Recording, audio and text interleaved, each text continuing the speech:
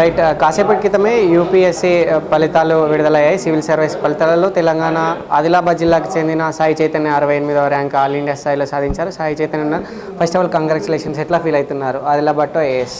చాలా ఆనందంగా ఉండండి. అసలు అనుకోలేదు 68 ర్యాంక్ వస్తాను. ఫస్ట్ ఆఫ్ ఆల్ టాప్ 100లోనే వస్తాను అనుకోలేదు. అంతేకాదండి లిస్ట్లోనే ఉంటాను అనుకోలేదు. అలా ఉంటుంది అంటే యూపీఎస్సీ ప్రిపరేషన్ అంటే.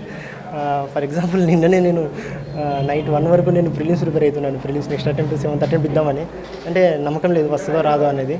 కానీ ఓవర్ ద క్యుములేటివ్ ప్రిపరేషన్ అన్నట్టు 6 years మొత్తం క్యుములేటివ్గా ఒకటేసారి బయటకు వచ్చినట్టు అలా వచ్చిందండి. సో చాలా ఆనందంగా ఉంది ప్రస్తుతానికైతే. ఎన్ని ఇయర్స్ నుంచి ప్రిపేర్ అవుతారు? ఎట్లా ప్రిపేర్ అవుతారు? ఇంతకు ఎన్ని అటెంప్ట్స్లో మీరు ఇది ఎన్నో అటెంప్ట్? ఇది నాది 6వ అటెంప్ట్ అండి. ఫస్ట్ అటెంప్ట్ నేను 2019 ఇచ్చాను. సో అప్పుడు నాది ప్రిలిమ్స్ పోయింది. తర్వాత 2020లో నాది మెయిన్స్ పోయింది. 2021లో నాది ఇంటర్వ్యూ పోయింది. 2022లో నాకు ఇంటర్వ్యూ పోయింది. 2023లో నాకు మళ్ళీ మెయిన్స్ పోయింది. కానీ 2023లో నాకు ఇండియన్ ఫారెస్ట్ సర్వీస్లో 131 ర్యాంక్ వచ్చిందండి. ఆంధ్రప్రదేశ్ క్యాడర్ వచ్చింది. సో ఇప్పుడు మొత్తానికి సివిల్ సర్వీస్లో నాకు ఇయర్ 68 వచ్చింది. పేరెంట్స్ చిన్నప్పటి నుంచి యాక్చువల్లీ మా ఫాదర్ ఏమో పోలీస్ కానిస్టేబుల్, మా మమ్మీ ఏమో గవర్నమెంట్ టీచర్ ఉండేయండి.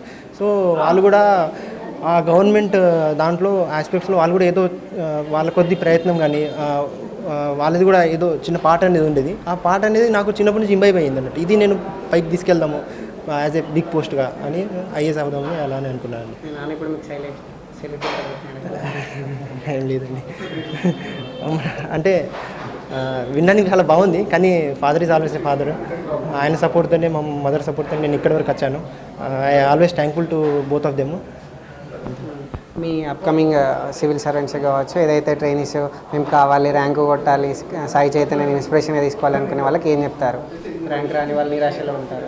ర్యాంక్ రాని వాళ్ళు ఎవరైతే ఉన్నారో మా ఫ్రెండ్స్ కూడా చాలామంది ఉన్నారు ర్యాంక్ రాని వాళ్ళు. ఎందుకంటే నేను ఆ స్టేజ్లో లాస్ట్ 5 years నుంచి ఉన్నాను. ర్యాంక్ రాలేదు. నా ఫ్రెండ్స్ కూడా ఎవరైతే అయ్యారో వాళ్ళకి కూడా నేను చూసి అనుకుంటున్నాను, నేను ఎప్పుడు కొడతాను, నేను ఆ ప్లేస్లో ఎప్పుడు ఉంటాను ఇలానే అనుకునేటోని. సో వాళ్ళకేం చెప్తానంటే ఇన్ కేస్ మీకు అటెంప్ట్స్ ఉంటే ఇంకోసారి ప్రయత్నించండి. నేను అనుకోలేదు నిన్నటి వరకు నేను కొడతానో లేదో అని. సో ఇప్పుడైతే ర్యాంక్ ఉంది. సో అటెంప్ట్స్ ఉంటే ప్రయత్నించండి, అలా ఏం లేదు. కానీ నా ఫిలాసఫీ ఏంటంటే ఇట్స్ లైక్ నిష్కామ కర్మ అన్నట్టు. మనం రిజల్ట్ గురించి ఆలోచించద్దు, ప్రయత్నిస్తూనే ఉండాలి. నేను కూడా పొద్దున్న వరకు రిజల్ట్ చూస్తూనే ఉన్నాను. వస్తుందో రాదో నాకు సెర్చ్ చేసేంత ధైర్యం కూడా లేదు నాకు. నా నంబర్ అనేది పైనుంచి చూస్తున్నాను, సెకండ్ పేజ్లో ఉన్నది నా పేరు.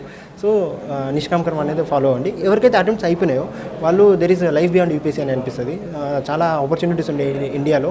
సో దాన్ని మీరు చేయొచ్చు. ఇన్ కేసు ఎవరిదైనా సివిల్స్ ఆపర్చునిటీ అయిపోతే ఫారెస్ట్ సర్వీస్ కూడా ఉంది. ఫారెస్ట్ సర్వీస్ చాలామందికి తెలియదు యాక్చువల్లీ. నేను last year forest service officer కాబట్టి నేను చెప్తున్నాను. It's a very beautiful service. అది కాకుండా గ్రూప్స్ కూడా ఉంది. మన గ్రూప్ 1 పడ్డది, ఆంధ్ర గ్రూప్ 1 ఉంది. దాన్ని కూడా సన్నద్ధం అవ్వచ్చు అండి. చాలామంది ఆదిలాబాద్ అంటే ట్రైబల్ ఏరియా, చాలామంది చదువుకు దూరంగా ఉంటారు. అటు నుంచి మీరు ఐఏఎస్ కాబోతున్నారు, ఎట్లా ఫీల్ అవుతున్నారు? నెక్స్ట్ ఏం చేయబోతున్నారు సర్వీస్లోకి వెళ్ళిన తర్వాత?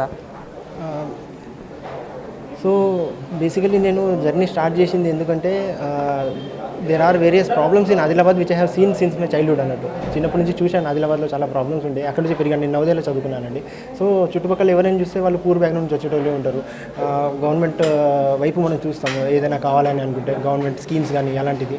కానీ అది ప్రతి ఒక్కరికి రీచ్ అవుతుంది అనేది లేదు. సో దానికి ఏంటంటే ఈ బ్యూరోక్రసీ అనేది తోడ్పడుతుంది అని నా భావన. సో దానికి తోడు నేను ఐఏఎస్ అయిపోయి ఏదైతే గవర్నమెంట్ స్కీమ్స్ కానీ ట్రైబల్ డెవలప్మెంట్ కానీ రూరల్ డెవలప్మెంట్ కానీ, ఎందుకంటే రూరల్ ఏరియా నుంచి వచ్చానండి నేను ఉండేది ఉట్నూరు మండలం, కానీ మాది పల్సిబి తాండా అని. It's almost near to border of Maharashtra అన్నట్టు. ఇక దాని తర్వాత ఇంకే ఊరు లేదు, డైరెక్ట్ మహారాష్ట్ర బార్డర్. అక్కడ నుంచి నేను ఐఏఎస్ అవుతున్నాను అంటే చాలా ఆనందంగా ఉంది, చాలా గర్వంగా ఉంది. థ్యాంక్ యూ అండి. అంతే అండి. టాప్ 100లో ఎక్స్పెక్ట్ చేశారా? అది ఏమోండి, మిగతా వాళ్ళ గురించి తెలియదు, నేనైతే ఎక్స్పెక్ట్ చేయలేండి. అంటే చాలామంది చెప్తుంటారు టాప్ 100లో వస్తుందో రాదో అని. అంటే మా ఫ్రెండ్స్ చెప్పేటోళ్ళు టాప్ 100లో వస్తుంది నీకు అని ఏదో సార్కాజంగా చెప్తారేమో అనుకున్నా, కానీ నిజంగానే టాప్ 100లో వచ్చింది. రైట్. మొత్తంగా ఆదిలాబాద్ ట్రైబల్ ఏరియా నుంచి వచ్చాను. ఇది 6వ అటెంప్ట్లో నేను ఐఏఎస్ సాధించాను. చాలా హ్యాపీగా ఉంది. మా పేరెంట్స్, మా ఫ్రెండ్స్ కృషి కూడా నాకు వాళ్ళు సపోర్ట్ చేశారు. దానివల్ల నేను సాధించగలిగాను. ర్యాంక్ రాని వాళ్ళు ఎవరు కూడా నిరాశ చెందొద్దు, మరొక అటెంప్ట్ ట్రై చేయండి. ఎప్పుడు నెవర్ గివ్ అప్ గానే ఉండాలని కూడా సాయి చైతన్య చెప్తున్నారు. Video journalist Suresh, Nikhil, NTV, Hyderabad.